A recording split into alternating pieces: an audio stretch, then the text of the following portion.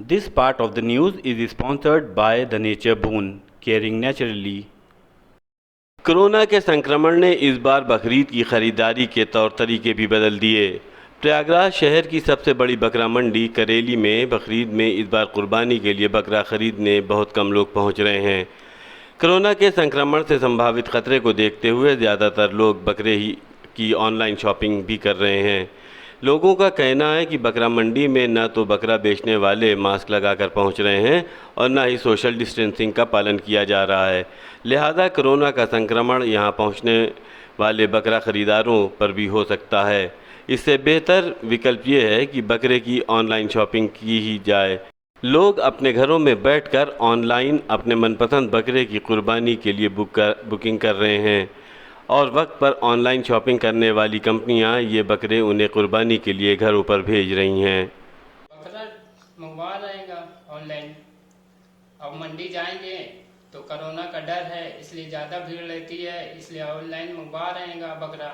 इसलिए सब आदमी को देखा ऑनलाइन मंगवाते हुए, इसलिए हम भी मंगवा रहेगा।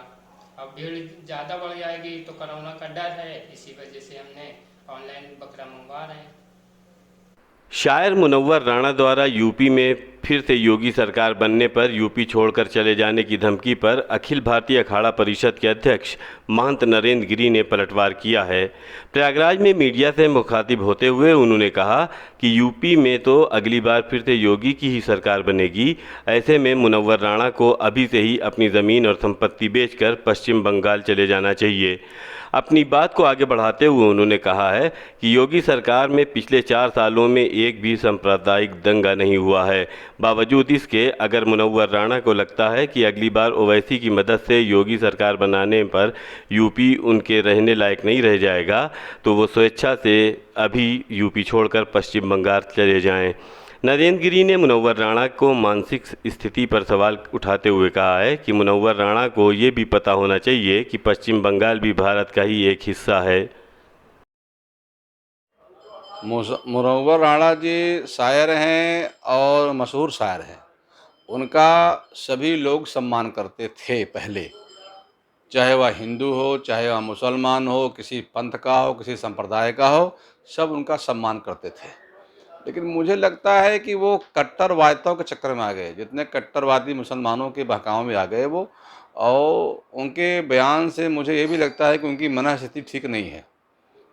अरे भाई, आप बंगाल जाओगे, रहोगे तो भारत में ही, तो उत्तर प्रदेश में रहने वाला हर मुसलमान सुरक्षित है। आप देखिए, जब से योगी सरकार आई है तब से कोई दंगा नहीं हुआ है। भाजपा सरकार आई, कोई दंगा नहीं हुआ। अन्य सरकारें आती, दंगा होता है, मुसलमान असुरक्षित होता है।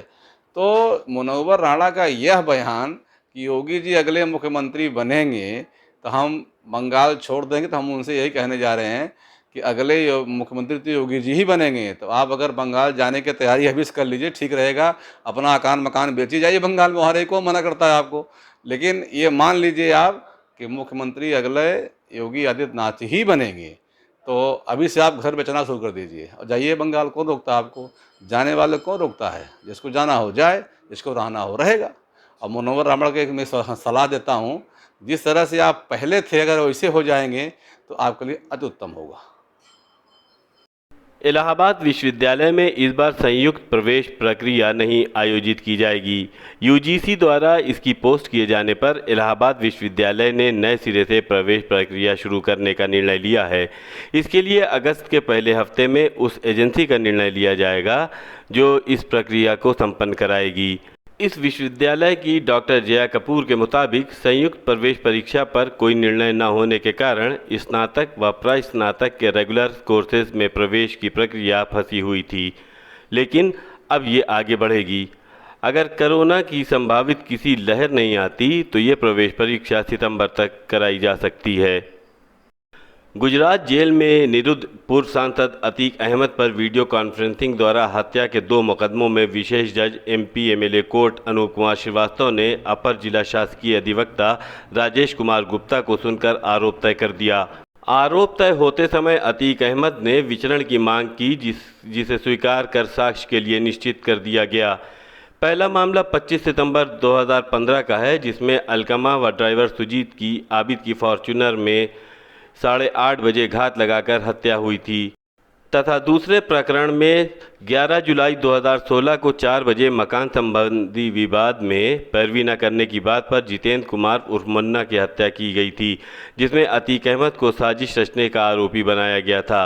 दोनों मामले थाना धूमनगंज क्षेत्र के हैं।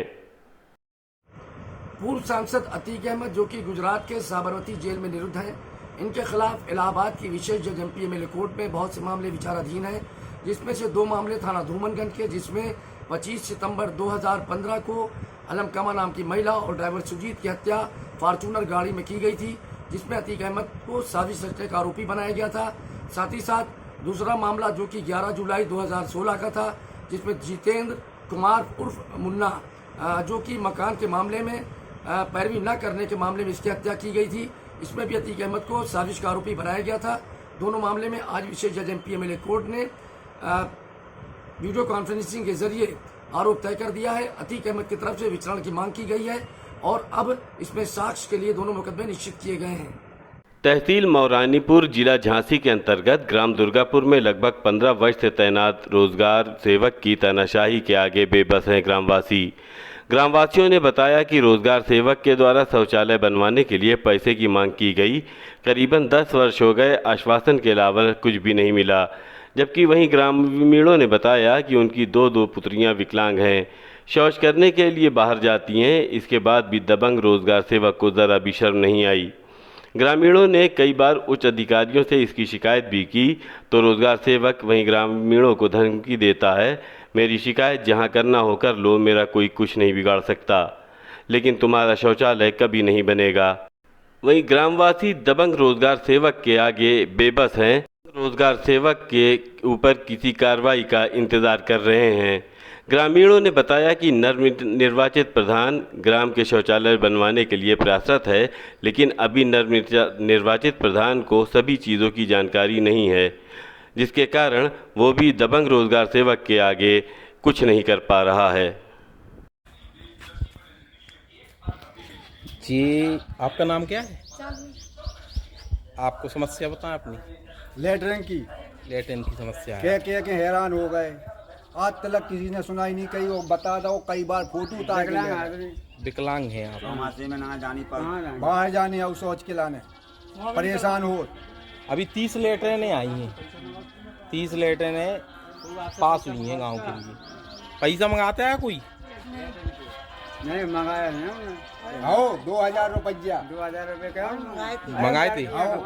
लेकर सामान दे रहा है, जो सामान से बनाओ वो सामान नहीं मिलो और ना भी पैसा मिले यार, और नाम ही नहीं है लिस्ट में। पहली बार कौन सन में दी ये मांग रहे थे? 2000? अरे ये 2 पंचवासी निकल गई जो पिछली।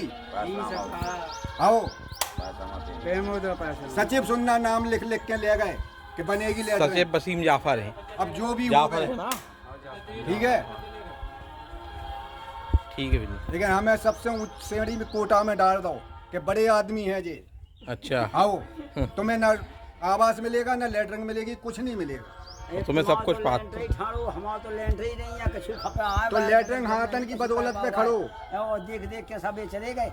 ना करो मो ना चर्चा ही करी जाए, ना प्रधान ने, ना सचिव ने, ना खाऊ ने, कोई चर्चा नहीं करते हैं। अपना जो रुपया दे रहा है उनको रुपया दे रहा है, आधार नंबर ले गए, सब कुछ ले गए। 3 बनाए आवास, ये गाँव में 3 आवास बनाए। हम लोगों ने कहीं एको नहीं मिला, हमारा एको नहीं मिला। हमारा नाम कटवा लो। 10 साल में कोई काम नहीं हुआ, कुछ काम नहीं हुआ, ना मिलवा है हमें आज तक। हमारे उसमें एक सरकारी योजना नहीं आई है और ना मिलवा है हमें कि तू हमें एक ईंट ही लगवा दे के सरकारी लगा लो। निंके दिखाते नहीं है। ये कोई विकलांग है, आज पानी बरसता है तो उस साइड जाना पड़ता है लोगों को शौचालय